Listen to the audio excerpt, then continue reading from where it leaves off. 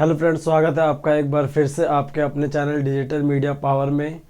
तो पिछले वीडियो में हमने बात करी थी एसईओ टाइटल के बारे में, और हम इस वीडियो में बात करने वाले हैं कंटेंट ऑप्टिमाइजेशंस के बारे में। मैंने आपको जैसे पहले बताया था कि हमने एक डिजिटल मार्केटिंग की सीरीज़ स्टार्ट करी है, जिसमें मैंने पहला जो है वो एसईओ टॉपिक उठाया है।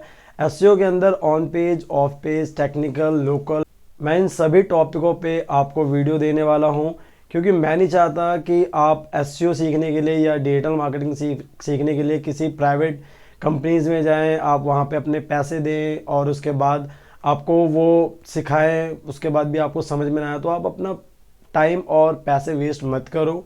आप मेरी वीडियोस को अगर एक बार देख लोगे तो जहाँ तक मुझे लगता है कि आपको फिर दोबारा कोई वीडियो देखने की ज़रूरत नहीं पड़ेगी, क्योंकि मैंने भी आज तक अपने डिजिटल मार्केटिंग के में करियर बनाने के लिए आज तक किसी भी कंपनी को 1 रुपये भी नहीं दिया है, तो आपको भी देने की ज़रूरत नहीं है।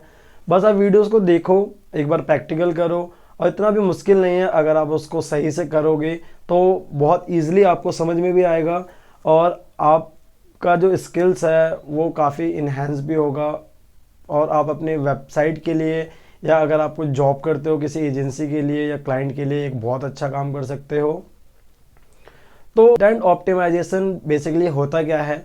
हमारा जो वेब पेज होता है, जो ब्लॉग पेज होता है या सर्विसेज पेज होती है, उसका कंटेंट कुछ इस तरीके का हो जिससे उसका एसईओ स्कोर इंक्रीज हो जाए, यूज़र को वो कंटेंट बहुत ईजिली समझ में आए, और जो क्रॉलर है, बोट है, उसको भी काफ़ी इजी समझ में आए, ताकि आपकी रैंकिंग जो है वो इंस्टेंट आ सके, और यूज़र जब तुम्हारे पेज पे आए तो वो अपना बाउंस रेट ना बढ़ाए।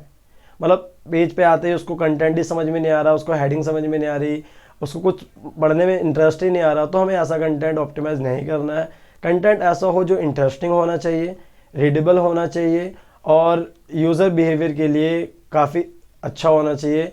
और हम इसी वीडियोस में प्रैक्टिकल करके देखेंगे कि हम अपने एसईओ स्कोर को कैसे इंक्रीज़ कर सकते हैं, चाहे वो आपका योस्ट एसईओ के थ्रू आप करो या रैंक मैथ के थ्रू करो, या अगर आपकी कोई कस्टम वेबसाइट है तो आप कस्टम वेबसाइट में भी उन्हीं चीज़ों को फॉलो करके अपने एसईओ स्कोर को इंक्रीज़ कर सकते हो, अपने कंटेंट को एक बहुत अच्छा कंटेंट बना सकते हो जो आपके रैंकिंग को इंक्रीज़ करेगा। और आप वीडियो को देखो, पूरी वीडियो देखना, स्किप करोगे तो पॉइंट्स आपको क्लियर नहीं होंगे। मैं ये कहता हूँ कि आप इस वीडियो को देख लोगे तो आपको कंटेंट ऑप्टिमाइजेशन करना या कंटेंट को ऑप्टिमाइज करना एक बहुत इजी काम लगेगा, और आप उसको घर बैठे भी खुद से भी कर सकते हो। तो आइए स्टार्ट करते हैं, चलते हैं लैपटॉप पे स्क्रीन पर। वीडियो थोड़ी बड़ी है क्योंकि मैं चाहता था कि कंटेंट ऑप्टिमाइजेशन के साथ मैं आपको और भी पॉइंट्स कवर करूं जो इंपॉर्टेंट होते हैं, कि टाइटल टैग में हम क्या क्या चीज़ें डालें जिसकी वजह से हमारा एसईओ स्कोर इंक्रीज़ होता है, हमारे अंदर जो इंटरनल लिंकिंग होती है, एक्सटर्नल लिंकिंग होती है, वो क्या होता है, और हमारा जो हेडिंग होती है, सब हेडिंग होती है, कीवर्ड डेंसिटी कितनी होनी चाहिए, ये सारी चीज़ें मैंने कवर करी है वीडियो के अंदर। तो आप वीडियो को देखो और एक बार प्रैक्टिकल भी करके देखना, आपको चीज़ समझ में भी आएंगी, और आपको भी पता लग जाएगा कि एसईओ के लिए आपको कंटेंट ऑप्टिमाइजेशन करने के लिए किसी थर्ड पार्टी एजेंसी या फिर किसी थर्ड पार्टी कंपनीज में जा कर के सीखने की ज़रूरत नहीं है। तो आइए स्टार्ट करते हैं। अपने लैपटॉप या डेस्कटॉप में आने के बाद आपको अपना वर्डप्रेस का एडमिन पैनल लॉगिन कर लेना है और आपका जो पोस्ट सेक्शन है वहां चले जाना है। पोस्ट में ये जो मैंने पोस्ट लिखी है ये मेरी डमी पोस्ट है, मैं आपको इसके ही माध्यम से समझाऊंगा कि आप अपना कंटेंट कैसे ऑप्टिमाइज कर सकते हैं। ये जो आप टाइटल देख रहे हैं, SEO and digital marketing company in India, ये मेरा टाइटल है।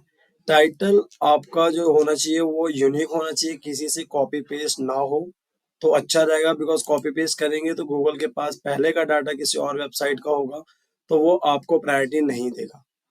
सेकंड चीज, आपका जो ये डिस्क्रिप्शन है, डिस्क्रिप्शन के 10%, पूरे कंटेंट के 10% के अंदर आपका मेन जो फोकस कीवर्ड है, या तो आप एसईओ को अपना फोकस कीवर्ड रख लो या डिजिटल मार्केटिंग को या डिजिटल मार्केटिंग कंपनी को फोकस कीवर्ड रख लो। मैं यहाँ एसईओ को अपना फोकस कीवर्ड रख रहा हूँ, तो आप देख सकते हैं कि मेरा ये 10% के अंदर एसईओ कीवर्ड आ रहा है। सेकंड चीज आपको ध्यान रखना है कि आपका कंटेंट जो होना चाहिए वो एटलीस्ट 1000 से 1200 वर्ड के बीच का हो। उससे ज्यादा का होगा तो और अच्छी बात है। कम से कम 1000 से 1200 या 1500 वर्ड का कंटेंट होना चाहिए। आपका जो सब हेडिंग रहेगा, जैसे कि आप H1 के बाद H2, H3, H4 लिखते हो, तो आपको उसके अंदर भी अपना फोकस कीवर्ड यूज करना है। जैसे मैंने यहाँ पे SEO लिख रखा है, सर्च इंजन ऑप्टिमाइजेशंस। और उसके बाद आपको खास ख्याल रखना है कि आपको जो पैराग्राफ लिखने हैं वो शॉर्ट लिखने हैं। ज्यादा लंबे लंबे बड़े बड़े पैराग्राफ ना हो, छोटे पैराग्राफ होना चाहिए, ताकि यूजर जब उस चीज को पढ़े तो उसे ऐसा ना लगे कि इतना लंबा पैराग्राफ पढ़ना पड़ेगा। तो छोटे पैराग्राफ लिखो, जिससे आपका यूजर बिहेवियर और जो आपका कंटेंट रहेगा उसकी रीडेबिलिटी भी बढ़ती है और वो रीडेबल होता है।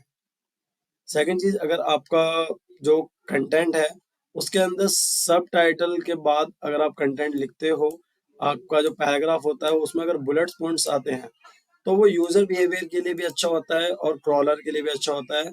आपका जो कंटेंट होता है वो ऐसा लगता है कि आपने रीडिंग के पर्पज से वो कंटेंट दिखने में भी अच्छा होता है और यूजर को पढ़ने में भी इंटरेस्ट पैदा होता है, उसे बड़े बड़े पैराग्राफ नहीं मिलते। कंटेंट के अंदर आपकी वीडियोस और इमेज होना बहुत इंपॉर्टेंट है। जैसे एक मैंने इमेज यहाँ पे यूज कर रखा है, अगर आप वीडियोस अगर आपके पास हैं तो आप अपनी वीडियोस भी यहाँ पे ऐड कर सकते हो।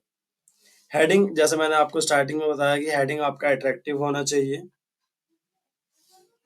और कंटेंट आपका मेन चीज जो है वो इंटरेस्टिंग होना चाहिए।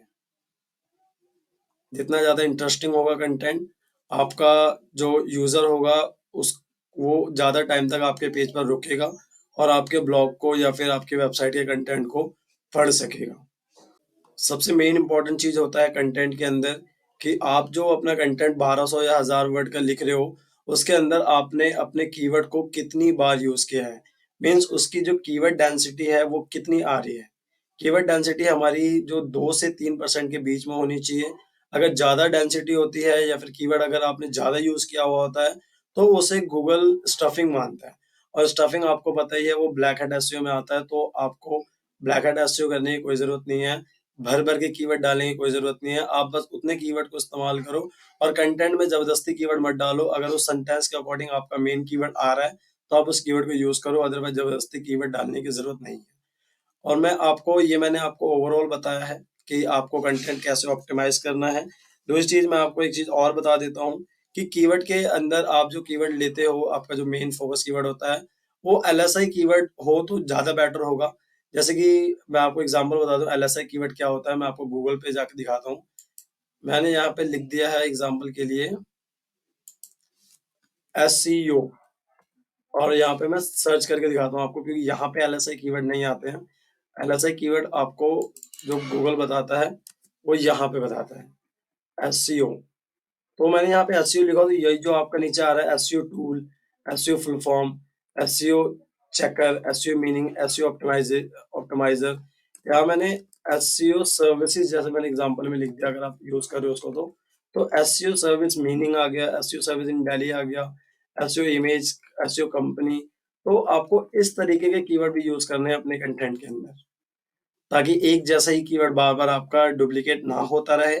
आपका जो कीवर्ड हो वो यूज भी हो और आपके जो एलएसआई कीवर्ड्स भी उसके अंदर ऐड होने चाहिए, जिससे आपको मेन कीवर्ड पे तो रैंकिंग मिलती है, साथ में अगर आप एलएसआई कीवर्ड भी यूज करते हो तो उस पे भी आपको रैंकिंग मिलती है। उस पे भी आपका पेज जो होता है वो गूगल पे अच्छा परफॉर्म करता है। और कंटेंट के अंदर मैंने आपको पिछली वीडियो में ही बताया था कि आपके मेन हेडिंग सब हेडिंग्स वगैरह होने चाहिए। आप H1 के बाद H2 को कितनी बार भी यूज कर सकते हो, S3 को यूज कर सकते हो। बेसिकली आप S3 H4 तक यूज करें, जैसे कि मेरा मेन जो टाइटल है आप देख सकते हो ये H1 में है। इसके बाद जो मेरी सब हेडिंग आ रही है वो H2 में है। उसके बाद जो सब हेडिंग आ रही है उसको मैं H3 में यूज कर रहा हूँ। तो जैसा हमने देखा कि कुछ भी मुश्किल नहीं है, हमें बस जो रैंक मैथ है, योस एसईओ है, उसके पॉइंट्स को फॉलो करने हैं। जो जो चीज़ें हमें वो रिकमेंड कर रहा है उसे हमें फिक्स करना है। अपने आप ही हमारा एसईओ स्कोर जो है वो इंक्रीज़ होता रहता है और हमारा जो कंटेंट है वो ऑटोमेटिक ऑप्टिमाइज हो जाता है। तो वीडियो पसंद आई है तो आप इसे लाइक करें। अपने चैनल पे अगर आप नए हो तो चैनल को सब्सक्राइब करना ना भूलें। मैं डिजिटल मार्केटिंग के हर एक छोटे पॉइंट को कवर करूंगा, जहां पे आपको प्रॉब्लम आती है मैं उसका सॉल्यूशन दूंगा। तभी भी अगर आपको कुछ डाउट्स रह जाते हैं तो आप मेरे कमेंट्स बॉक्स में कमेंट कर सकते हो, मैं उसका रिप्लाई आपको इंस्टेंट दूंगा।